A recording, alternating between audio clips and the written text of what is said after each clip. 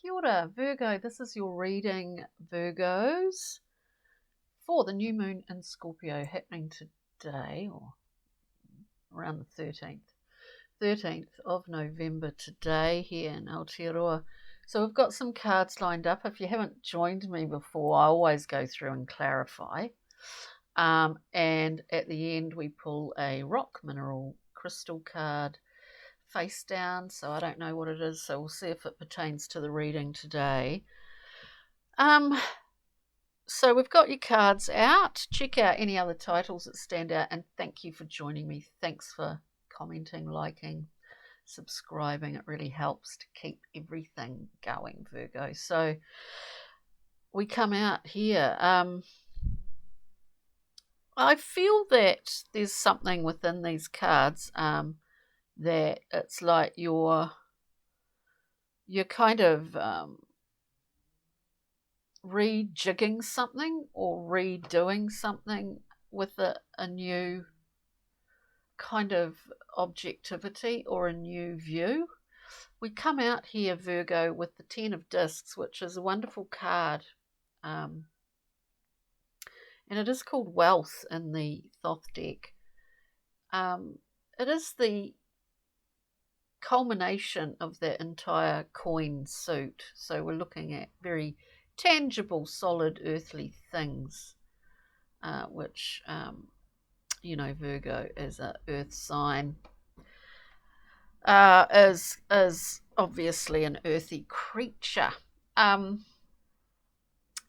the thing with the 10 is, certainly the 10 of Discs, is that we see the wealth of friends and family here, but we also see the wealth of our inheritance or our family line, what we value, what our loyalties are. Have they altered, changed? Have we kept certain things and not others? It is our tribal belonging in a lot of respects. Now, the next card we have is Judgment.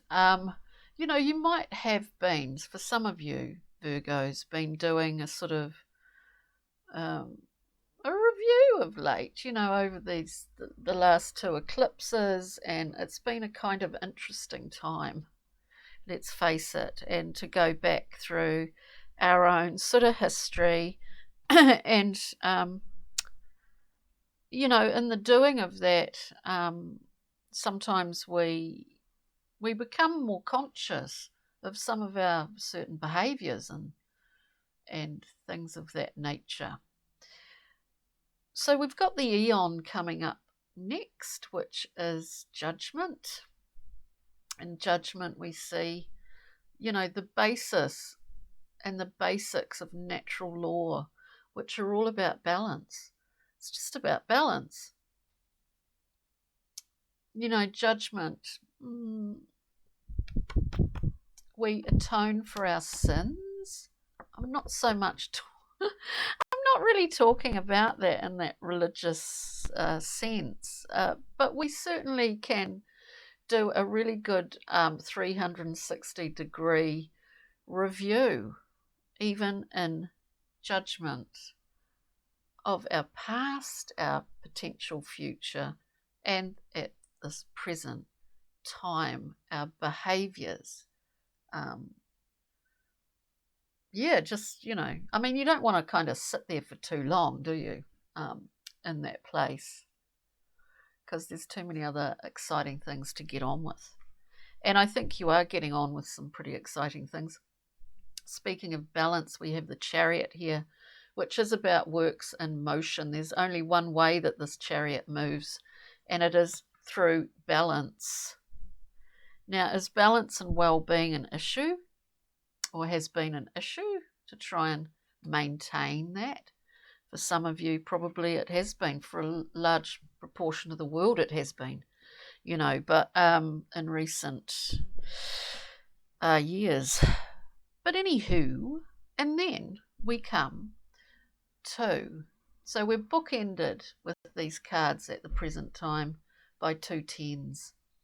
So there's a completion of something that's occurred of these suits, like the sword and the disc.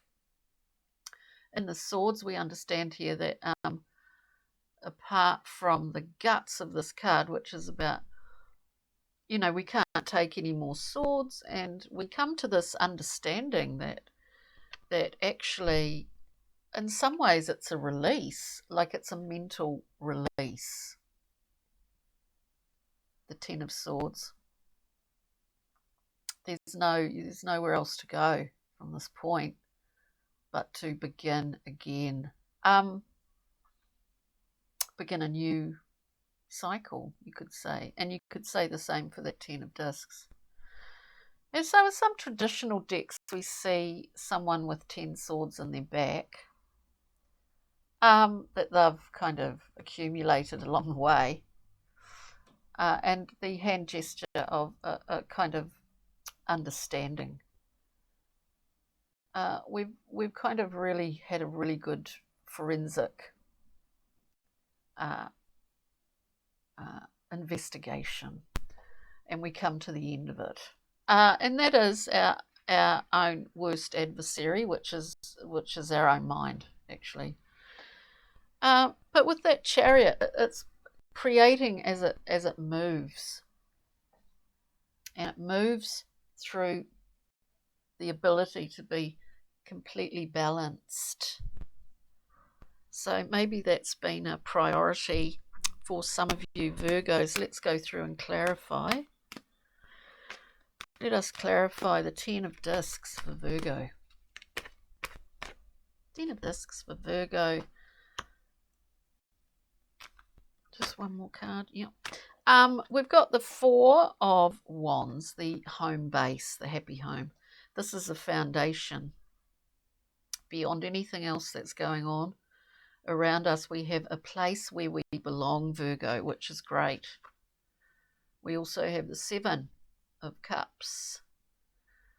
Seven's all about assessment. So we see all the opportunities and possibilities within the cup realm, within the emotional realm here. Things that may, take off, things that may not, but we're doing an assessment here. And I guess in some ways it makes sense when you've got tens bookending these four cards, is that, we come to the end of a cycle and we do a review. It's quite natural, isn't it? What's Judgment telling us here for Virgo, please? Judgment. Card of Judgment for Virgo. Speak to me. Speak to me.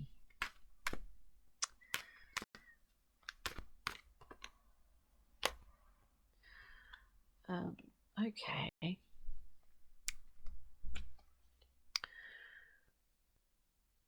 We really literally do have too many cards, but I'm going to read them out here. We're clarifying judgment here. We've got the Five of Cups. We are in this card learning, understanding that we can choose our mindset, our perspective on any given situation. It is a perspective, it is fluid often. And so we're focused and sad and disappointed that we've got 3 spilt cups, but we've actually got 2 cups behind us, which is the ultimate in balance and harmony and beauty, if we just turned around to look at it. We also have the Ten of Discs again. Family, lineage, all of that, and the memories involved in that, and the stories that were told along lines of generational lines, the stories that we were told, the values, loyalties that we were taught. We've got it right at the beginning here as well. Something about family, memory, your own way of looking at the world. Maybe things are shifting a bit, your perspective is changing. Look, it could be a lot of different things here. We also have 2 other cups, 2 other cards that came out. The Queen of Cups, a never-ending filtration system. Her cup never runs dry. And why is that? How can she freely be this source of great watery gorgeousness and giving from the heart, how can she do that? She can do it because she's quite objective.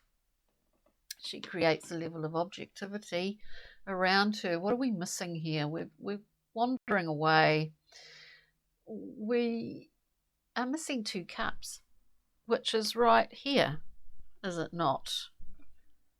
Behind this figure, if the figure just turned and looked. We see a new moon in this card also, but what it really, to me, it's about creating a level of objectivity, not distance, but a kind of buffer zone around yourself.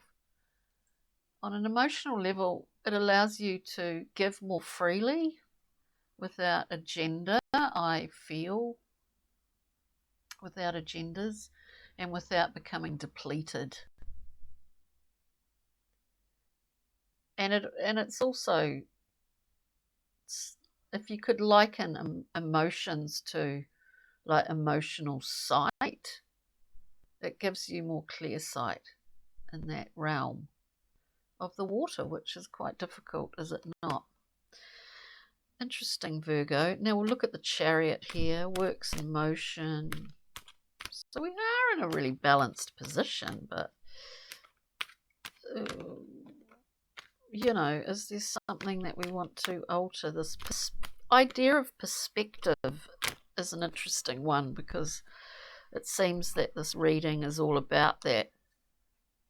So we're looking at the Chariot. We've got the beautiful sun, remembering about play, vitality, new growth, and play. You know, that sun gives us our life. We then have the 9 of Cups. We know what makes us happy. To this little character, it's quite simple.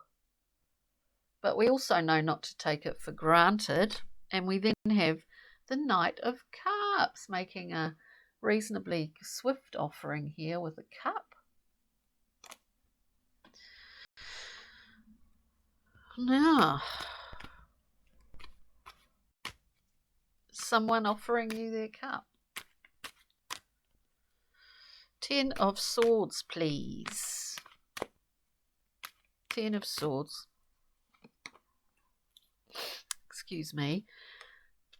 Again, we have 10 of Swords. Lesson. Is it a lesson? Can we allow ourselves to move on from that 10 of Swords? Or do we just want to lie there? And not, you know? I don't know, Virgo. It's slightly confusing. One has to stick to the same narrative, you know, one narrative. Otherwise, the platform is not designed for long, drawn-out, multifaceted sort of interpretations. So, 10 of Swords. We have the 8 of Swords, self-limitation. We can, look, we're not so fixed in our ways that we can't alter our perspective or our ways of thinking about ourselves or anything like that. It just requires quite a bit of effort, quite a lot of work, which you are in that assessment mode. A lot of it is to do with family in here, is to do with family of origin.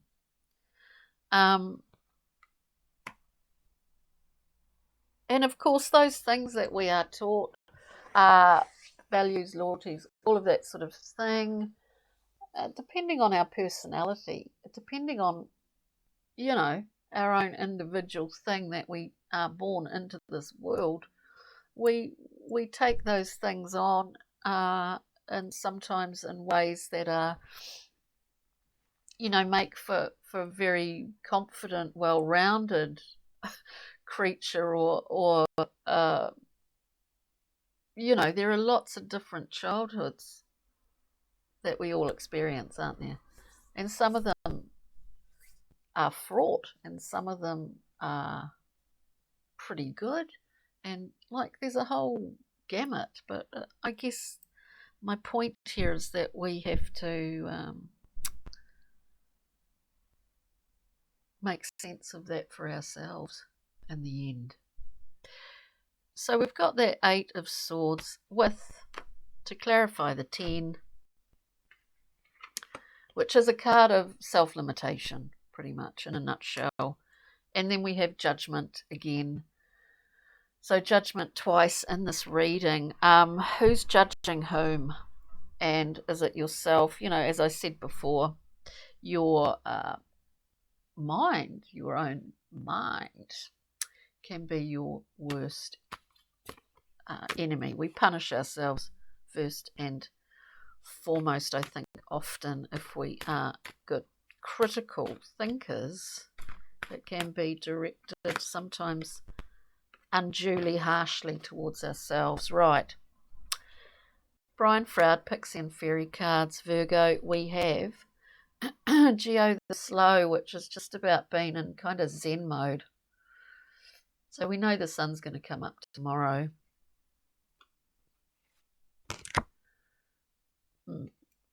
Ideally. And we're kind of happy sitting there and out watching things grow, and it's all really slow a lot of the time, but it's happening in its own time, in its own balance. We then have the Ra, just to blow everything apart. Or not blow everything apart, but it is here as a sort of, maybe we pull out a microscope and we can see all these little, we'd need probably more than a microscope, but little atoms bouncing off each other. This is a Len Lai sculpture in some ways. It is just designed to move, to go here, there, and everywhere. It's the sort of underlying source of all life, really, isn't it? That bouncing atom kind of thing. So it's quite an unusual reading, Virgo, I must say.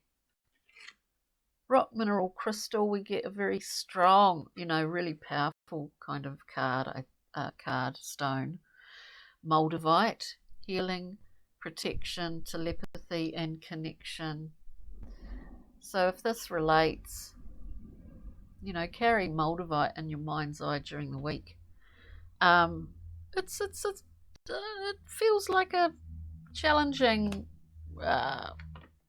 period in time, which won't last for too long. In this reading, nevertheless, it's almost like Virgo finding their Zen place. So that's good. That's great. On that note, Virgo, take good care over the week, and we'll see you next time.